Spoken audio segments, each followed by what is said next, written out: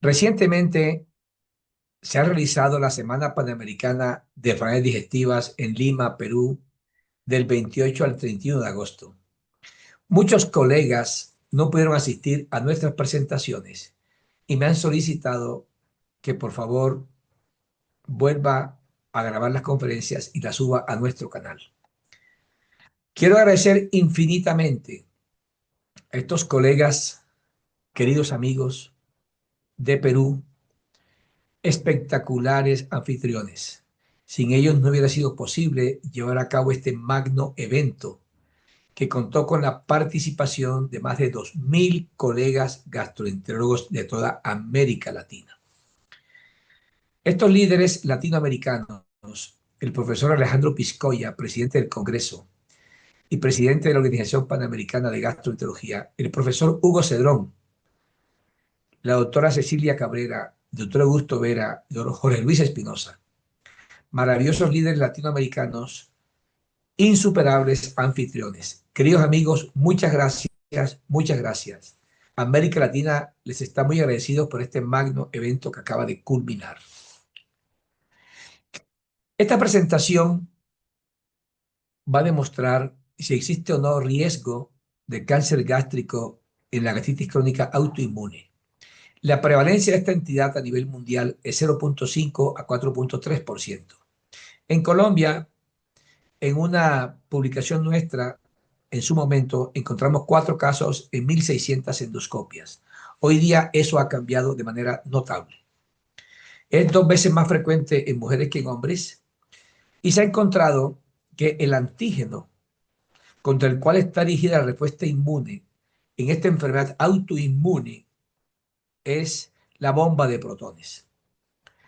Si bien la subunidad alfa puede ser un blanco antigénico, el blanco antigénico preponderante es la subunidad beta de la ATPasa hidrógeno potasio. En la subunidad alfa actúan los IBPs y en la subunidad beta, que es fundamental para mantener la orientación espacial y tridimensional de la bomba de protones, esa proteína o esa cadena proteica es el blanco antigénico de la inmunidad del individuo que destruye la mucosa oxíntica. Una vez que interactúa el respectivo anticuerpo con su antígeno ahí, la inmunidad celular y humoral destruye la mucosa gástrica proximal y de esa manera el paciente va a tener de manera progresiva hiposecreción de ácido y finalmente anacidez. Desde hace muchos años se consideró en 1946 que la hipoacidez gástrica es un factor de riesgo para el cáncer gástrico, para el adenocarcinoma. Y también se encontró posteriormente que siempre que hay adenocarcinoma, hay gastritis crónica en los pacientes. Posteriormente, en 1982, este par de colosos, el profesor Barry Marshall y Robert Warren, contrariando todo lo que se concebía que era el origen de la enfermedad ácido péptica y de las úlceras pépticas, descubrieron que el Helicobacter pylori es la principal causa de la gastritis crónica en el ser humano. Posteriormente, Julie Parsonet encontró, y esto es muy importante, en un estudio analítico, que el Helicobacter pylori podría dar cáncer. Años después, la Organización Mundial de la Salud, a través de su agencia de investigación en cáncer, la IARC, consideró H. pylori como un cancerígeno, como un carcinógeno tipo 1 para el estómago. Y se basó para esto en estudios de casos y controles y estudios de cohorte.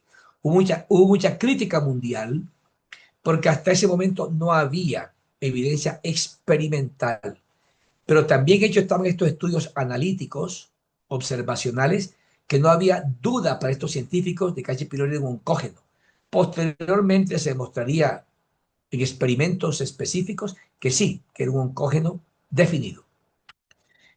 Naomi Uemura descubrió posteriormente que solo cuando hay atrofia de la mucosa oxíntica aparece el adenocarcinoma del estómago. Esta breve historia que he contado aquí es lo que nos convoca a esta conferencia hoy día. Clásicamente se ha considerado una controversia de si la gastritis crónica autoinmune per se puede dar cáncer gástrico, sí o no. Y al respecto, muchos científicos consideran que el adenocarcinoma gástrico ocurre en la autoinmune gastritis cuando hay simultáneamente o infección previa por H. pylori.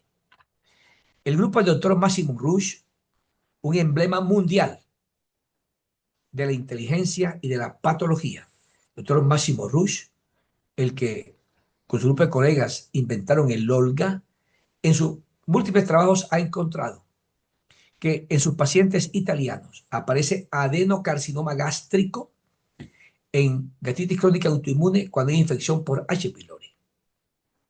Y aquí encontró que los cánceres gástricos que surgieron, estos 4 cánceres, como se ve aquí en la parte inferior, aparecieron cuando había Olga 3 y 4, es decir, había atrofia y metaplasia del antro, no solamente del cuerpo. Este mismo grupo, el profesor Massimo Rush, encontraron, y esta es la síntesis de su importante publicación, que cuando la infección por H. pylori previa o actual es excluida de manera rigurosa, no se encuentra ningún riesgo de cáncer gástrico en la gastritis crónica autoinmune. De tal suerte que, aunque haya atrofia, metaplasia intestinal en esta gastritis, el grupo del profesor Massimo Rush considera que lo que sí hay riesgo hacia el futuro es de tumores neuroendocrinos, pero no así adenocarcinomas si no hay H. pylori presente en estos individuos. Este importante estudio también de un grupo italiano, una serie monocéntrica, encontró que evidentemente en ese seguimiento durante muchos años no hubo adenocarcinoma en estos pacientes con gastritis crónica autoinmune. Por el contrario, sí hubo tumores neuroendocrinos. No hubo entonces ningún riesgo, pero algo importante para destacar es que hay otros estudios también de Italia que se han encontrado adenocarcinoma en pacientes con gastritis crónica autoinmune. Esta es una serie con un buen dato y tiene un gran número de pacientes. Y el dato que quiero revelar aquí es este, que globalmente en el seguimiento hubo 15 casos de adenocarcinoma gástrico, que representa el 0.9% de los pacientes, y la tasa global fue 0.12 por 100 personas año. En contraste, con 153 casos, es decir, 9.6% de neoplasias neuroendocrinas, lo que representa una tasa de 1.22 casos por 100 personas año, que es supremamente mucho más alta que 0.12 casos por 100 personas año del adenocarcinoma. Así entonces, este estudio ha mostrado que la gastritis crónica autoinmune puede producir o puede tener riesgo de adenocarcinoma gástrico sin estar relacionado con Helicobacter pylori. Por supuesto que el riesgo es mucho más bajo que el riesgo para tumores neuroendocrinos. Recientemente se ha publicado este importante trabajo en el cual se encontró que pacientes con H. pylori negativo y que se les hace una resección de cáncer gástrico por EISD o son sometidos a cirugía, cuando no hay H. pylori presente, los tumores más frecuentemente ocurren en el cuerpo medio y superior y se encuentra más frecuentemente tumores indiferenciados en la clasificación de Lauren. En cambio, los cánceres que están asociados a H. pylori más frecuentemente, y esto es estadísticamente significativo, ocurren en el antro o en el estómago inferior. Y los tumores indiferenciados no son muy frecuentes, son la minoría. Y esto es estadísticamente significativo comparado con los pacientes con cáncer gástrico H. pylori negativo. Uno puede decir a estas alturas de mi presentación entonces que existe alguna evidencia de que la gastritis crónica autoinmune puede dar adenocarcinoma gástrico, pero creo yo que esta publicación realizada este año da muchas luces sobre la plausibilidad biológica de que esto esté sucediendo. Este es un estudio que determina en animales inferiores, en un modelo murino y en pacientes con gastritis crónica autoinmune, lo siguiente, que tanto la infección por H. pylori como la gastritis crónica autoinmune, una vez que impactan la glándula gástrica sana, pueden producir metaplasia intestinal. Es decir, tanto H. pylori como gastritis crónica autoinmune pueden producir metaplasia intestinal. Y voy aquí a hacer un énfasis.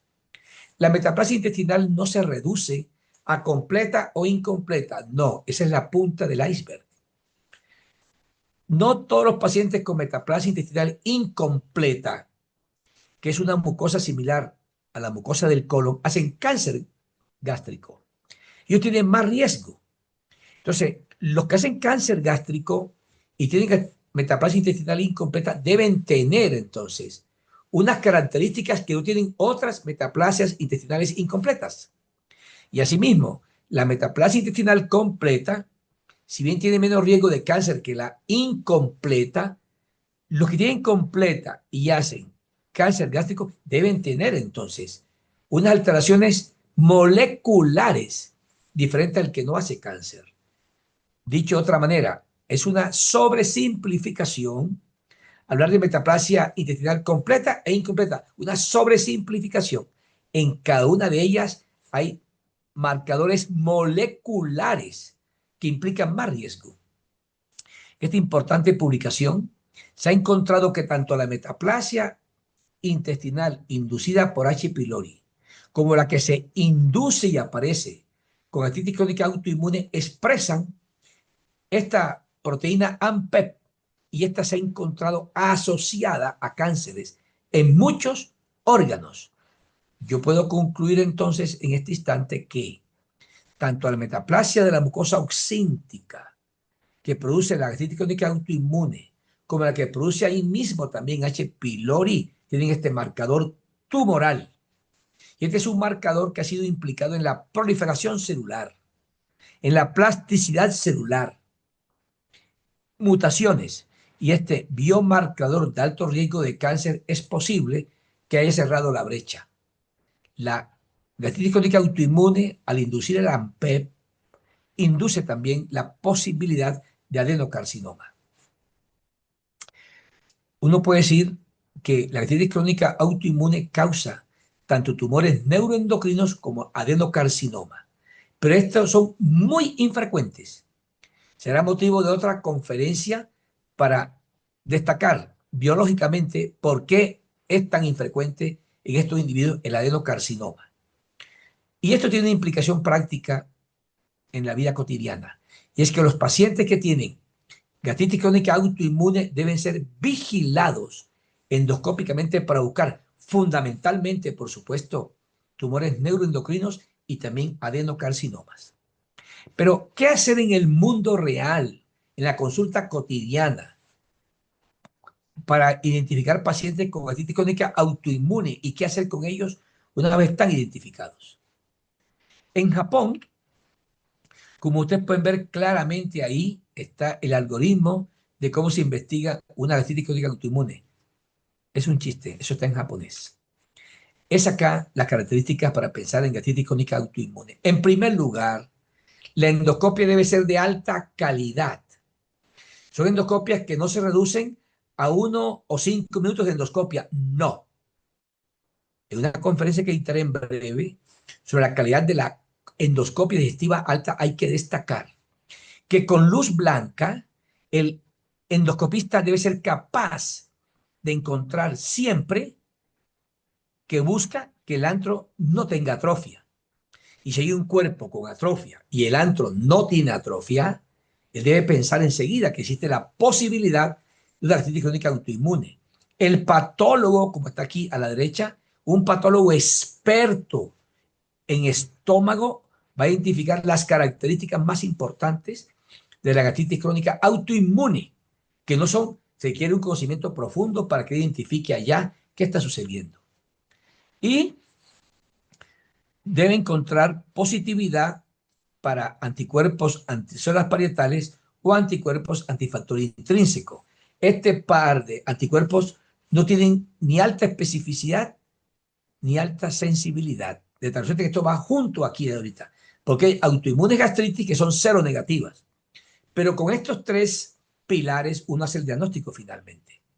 Y por supuesto, para estar seguros de que es una gastritis crónica de origen autoinmune y no producida por H. pylori, hay que descartar el Helicobacter pylori. Y descartarlo no es sencillo. Debe tener el paciente anticuerpos anti-H. pylori de tipo inmunoglobulina G negativos. Hay hallazgos histológicos compatibles con, que no sean compatibles con infección por H. pylori.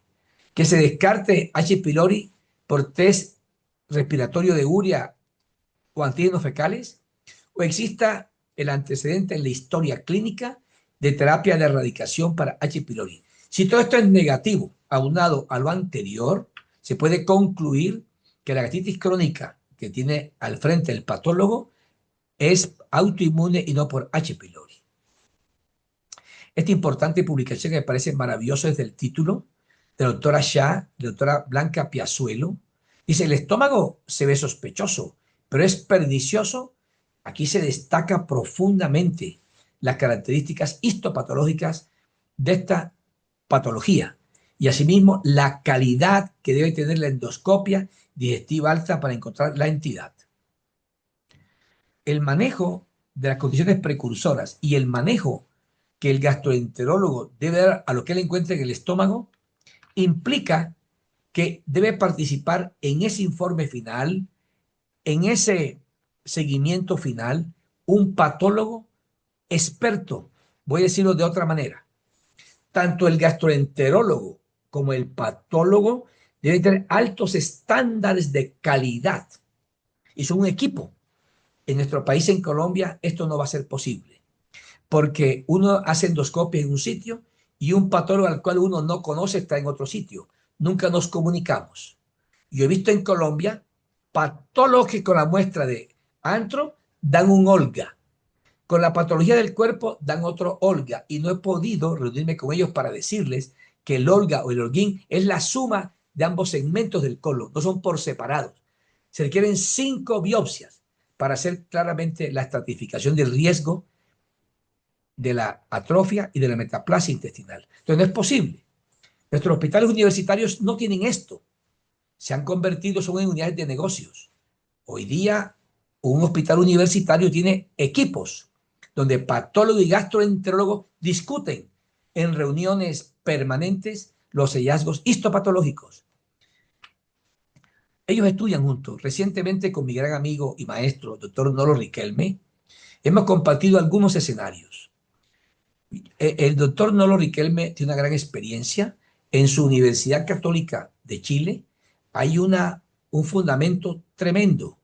Están dedicados a la investigación y son patólogos, gastroenterólogos y todo un equipo de gastroenterología unido en la investigación para mejorar la salud de Chile. La salud pública de ese importante país que es un ejemplo para toda América Latina. Cuando yo hablo con Nolo, él insiste en que él no le requiere muchas veces el patólogo cuando usa Kimura Takemoto para vigilar hacia el futuro las atrofias. Yo estoy de acuerdo con Nolo, es que él tiene un gran equipo, porque con su equipo de patólogos, cuando él analiza Kimura Takemoto, C1 o C2, él puede con su patólogo verificar si lo que él ve es cierto o no, tienen concordancia mayor del 80%. Con este índice kappa de 80% o más de concordancia, uno podría obviar las biopsias. Yo estoy refiriéndome a las condiciones precursoras del cáncer gástrico. Entonces, cuando uno trabaja de manera junta, de manera complementaria con el patólogo en un verdadero hospital universitario, donde la gente no está yendo a trabajar por dinero, es posible que uno llegue a avanzar en el conocimiento, como hacen en Chile, con un excelente equipo de patólogos y gastroenterólogos unidos, y así fomentan hacia el futuro muchas guías que son de utilidad para el país. Cuando yo digo a mis patólogos, pero por favor, hagamos la reunión del estómago, ellos me dicen a mí, yo debo ver estómago, debo ver hígado, colon, piel, riñón y pulmón. Y como ese patólogo es gran amigo mío, él me acepta a mí bromas pesadas. Y yo le digo, bueno, querido amigo, y esto lo hago con el mayor respeto, le digo, bueno, querido patólogo, tú eres como el pato. Y el pato vuela, y el pato corre, y el pato camina, y el pato canta, y el pato nada, pero todo lo hace mal. Los patólogos deben dedicarse a una sola área, pero no es posible en un país subdesarrollado como mi país, Colombia. Por eso hay que hacer de todo. Y eso uno no puede profundizar en el conocimiento dedicado a tantas áreas. Yo no me imagino a Messi jugando basquetbol, jugando tenis y siendo un atleta. No, él es un futbolista. Eso va también en la medicina. Y cuando uno piensa, como yo estoy pensando aquí ahorita, en una institución donde ya yo no trabajo, cuando puse el grito en el cielo, yo estaba en contravía. Por supuesto, la ciencia va en contravía cuando se hace solamente asistencia en esas instituciones. Entonces, el clínico y el patólogo son amigos indisociables y trabajan siempre con la mejor evidencia publicada y hacen reuniones de patología semanales y se ponen de acuerdo. Así uno puede lograr un alto índice kappa y hacer con los pacientes. ¿Cuál es la importancia entonces de la gastritis crónica autoinmune? Traigo aquí una cifra de Japón para destacar el impacto que esta enfermedad tiene en la práctica cotidiana. En Japón, la infinita mayoría de gastritis crónicas atróficas son por Helicobacter pylori y una parte muy pequeñita se debe a gastritis crónica autoinmune. Sin embargo, entre todas las endoscopias que se hacen en una sala en Japón, 0.5% de ellas tienen gastritis crónica autoinmune. Ahora bien, cuando se mira entre todas las endoscopias de screening, de cribado, de tamización, se encuentra que hay adenocarcinoma gástrico en 0.1 a 0.3% en endoscopias de screening. Analizando este par de datos, se puede concluir que es más frecuente en la sala general la autoinmune gastritis que los cánceres gástricos en endoscopias de screening o de cribado.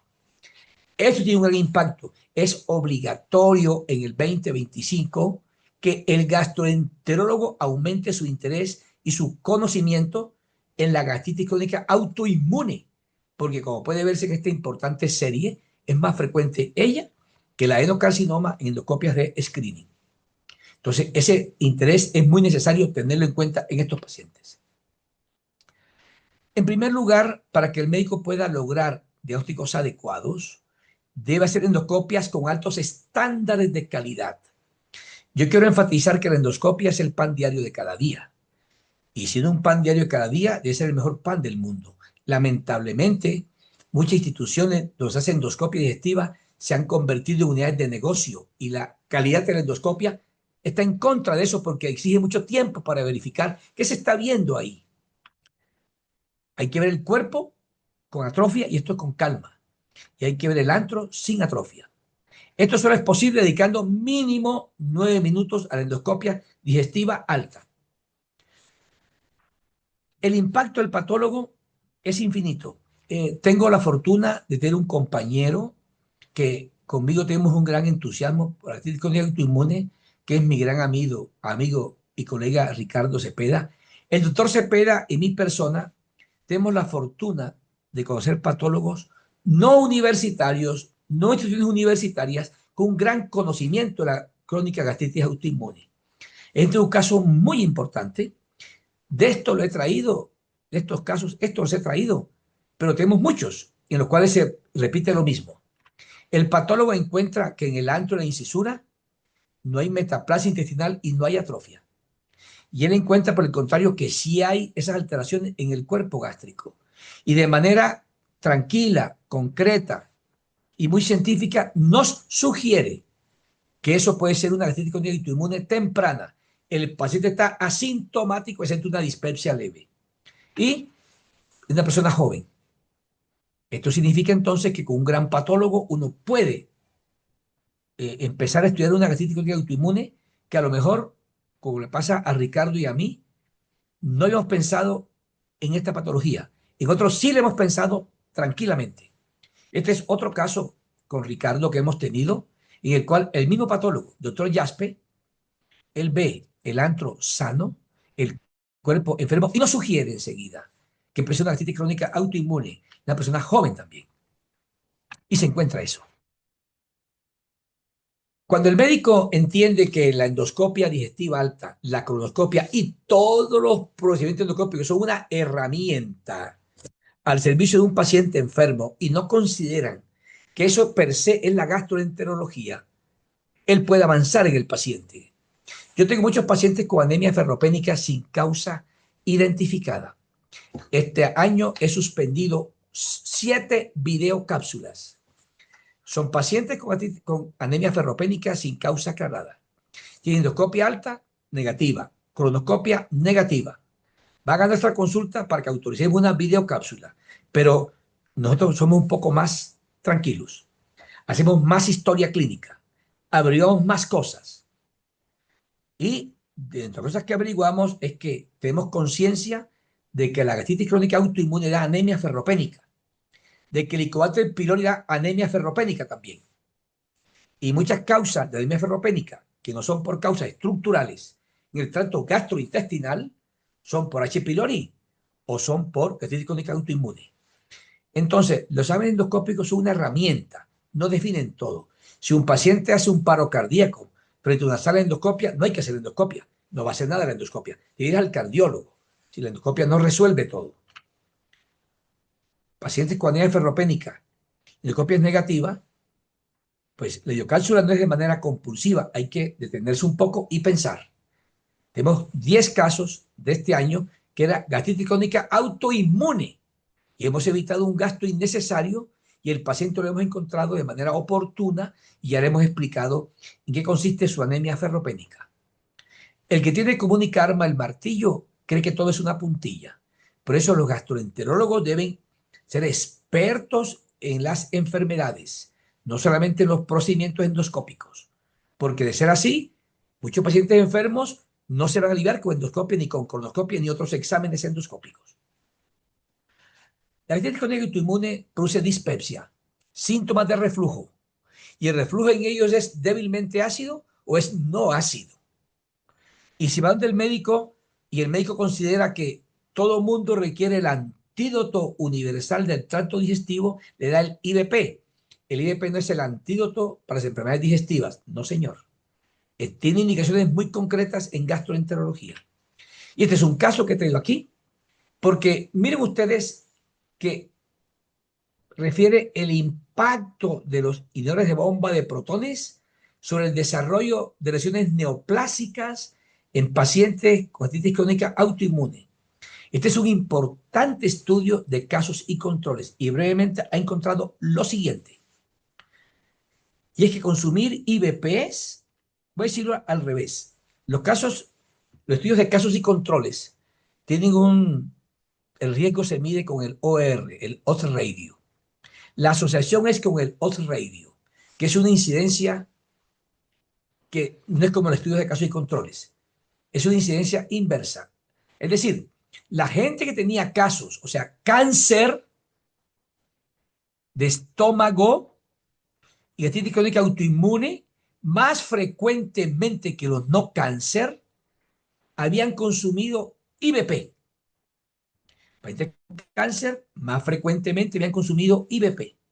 Y al final del estudio se encontró que el odds ratio para cáncer, para haber consumido IBP y tener cáncer era 9 veces.